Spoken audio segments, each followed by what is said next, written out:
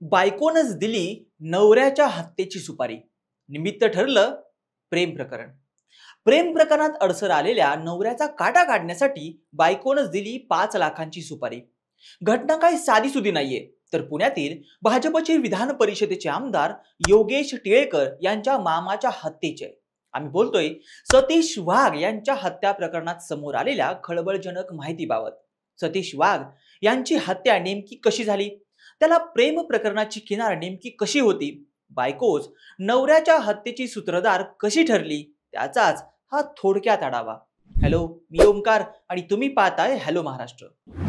असं म्हणतात की एक वेळ चोरी केलेली बरी, पण अनैतिक संबंध आणि प्रेम प्रकरण लय वाईट. इथं बिंग फुटलं तर कुणाचा ना कुणाचा तरी बळी पडतोस, राडा होतो, अगदी आयुष्य उद्ध्वस्त होतं. असाच काहीसा प्रकार पुण्यातून समोर आलाय.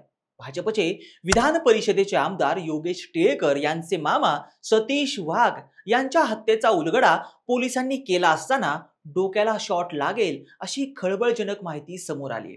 सुरुवातीला वाटलं होतं की सतीश वाघ यांची हत्या करणारा शेजारचा व्यक्ती असेल, पण आता पोलीस तपासातून समोर आलेल्या माहितीनुसार सतीश वाघ यांच्या पत्नीनंच त्यांच्या हत्येची सुपारी दिली होती. प्रेम प्रकरणातून हा सर्व प्रकार घडल्याचं आता समोर येत आहे. या हत्येप्रकरणी पुणे पोलिसांच्या गुन्हे शाखेनं सतीश वाघ यांच्या पत्नीला अटक केली आहे. सतीश वाघ यांची हत्या कशी झाली ते जरा आपण बघूयात. दिवस होता 9 डिसेंबरचा. उद्योजक असलेले सतीश वाघ हे पहाटे मॉर्निंग वॉकसाठी बाहेर पडले होते. त्याचवेळी ब्लूबेरी हॉटेल बाहेर 4 चाकी वाहनातून आलेल्या 4 जणांनी त्यांना जबरदस्ती गाडीत बसवत त्यांचं अपहरण केलं आणि त्यांना सासवडच्या दिशेनं घेऊन गेले.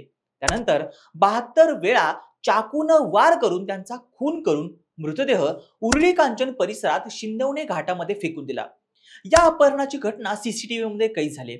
या प्रकरणी हडपसर पोलीस ठाण्यात गुन्हा देखील दाखल करण्यात आलाय. पोलीस अगदी बारकाईनं या हत्या प्रकरणाचा तपास करत होते. सतीश वाघ यांच्या जवळच्याच कुणीतरी हे हत्याकांड केलंय याचा संशय पोलिसांना सुरुवातीपासूनच आला होता.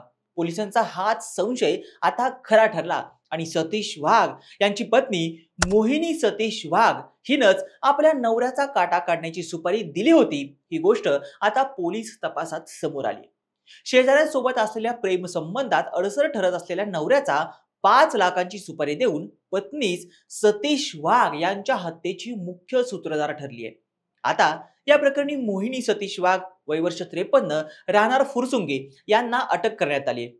सतीश वाघ यांच्या खून प्रकरणात यापूर्वी आतिश जाधव, पवन श्यामकुमार शर्मा वय वर्ष 30 राहणार शांतीनगर धुळे, नवनाथ अर्जुन गुरसाळे वय वर्ष 32 राहणार अनुसया पार्क वाघोली, अक्षय हरी जावळकर, विकास शिंदे यांना अटक करण्यात आली आहे. पोलिसांनी दिलेल्या माहितीनुसार आरोपी अक्षय जावळकर हा सतीश वाघ यांच्याकडे भाडेकरू म्हणून राहत होता. सतीश वाघ आणि अक्षय यांच्यात वाद झाले होते. मोहिनी वाघ आणि अक्षय जावळकर यांच्यातील जवळीक सतीश वाघ यांना खटकली होती.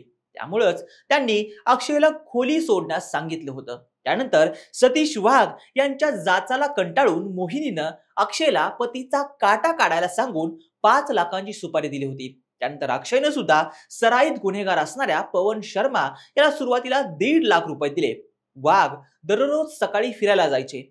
9 डिसेंबरच्या पहाटे ते नेहमीप्रमाणे सकाळी बाहेर पडले. आरोपी अक्षय, पवन, नवनाथ, विकास, आतिश यांनी वाघ यांच्या मोटरीतून अपहरण केलं. त्याच मोटरीत त्यांच्यावर आरोपींनी चाकूनं 72 वार केले. त्यांचा मृतदेह शिंदवणे घाटाजवळील उरळी कांचन परिसरात टाकून दिला आणि आरोपी पसार झाले. आता या प्रकरणात सतीश वाघ यांच्या पत्नी मोहिनी सतीश वाघ याच मुख्य सूत्रधार असल्याचं समोर आल्यानं मोठी खळबळ उडाली. सतीश वाघ हे भाजप नेते आणि विधान परिषदेचे आमदार योगेश टिळेकर यांचे सख्खे मामा आहेत. सतीश वाघ यांची हडपसर परिसरातील मांजरी भागात शेती सुद्धा आहे. याशिवाय हॉटेल्स, लॉन्स आणि शेती असा त्यांचा मुख्य व्यवसाय आहे. सतीश वाघ यांना 2 मुलं देखील आहेत. दोन्ही मुलं महाविद्यालयात शिक्षण घेत आहेत. सगळं काही व्यवस्थित सुरू होतं. मात्र पत्नीनं भाडेकरूच्या साथीनं सतीश वाघ यांची हत्या केली आणि अख्खं कुटुंब उद्ध्वस्त झालं. बाकी तुम्हाला काय वाटतं? सतीश वाघ या हत्या प्रकरणात आणखीन कोणकोणत्या खळबळजनक गोष्टी बाहेर येतील? तुमचं मत आणि प्रतिक्रिया मला कमेंट बॉक्समध्ये नक्की कळवा आणि अशाच नवनवीन आणि माहितीपूर्ण व्हिडिओसाठी आमच्या हॅलो महाराष्ट्र या चॅनलला लाईक, शेअर आणि सबस्क्राईब करायला विसरू नका. व्हिडिओ शेवटपर्यंत पाहिल्याबद्दल धन्यवाद.